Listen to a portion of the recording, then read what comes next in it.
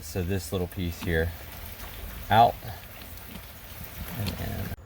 All right, so my fuel hatch won't open. What you want to try before you get into what I'm about to do is try relieving some pressure on the latch itself by pushing it in slightly without going too hard, and try unlocking it a few times and see if it'll release. If not, what you want to do is go into the trunk with Phillips head screwdriver. There's going to be this little piece sitting right in here. Unscrew that, then stick your finger in and pull that out. Then you can pull it off the side a little bit. Come over here, pull it back. I'm going to pull it back a little bit more. You actually don't have to do any more over this way. Whenever you pull that, let me see if I can get my light just right.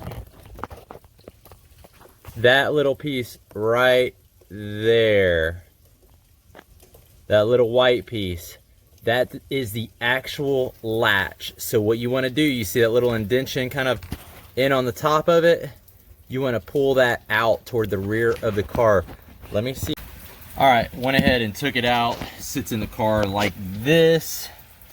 This little piece on the end is basically what is holding it into place. No other screws. So this little piece here out and in. Does the locking mechanism.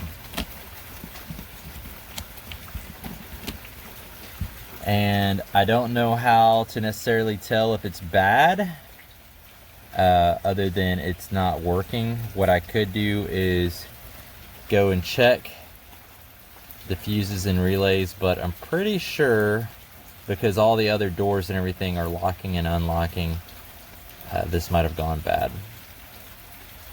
It's really a shame. If you don't have a Phillips head screwdriver in your car, go ahead and put one in there, because you could be completely stranded without one. Crazy.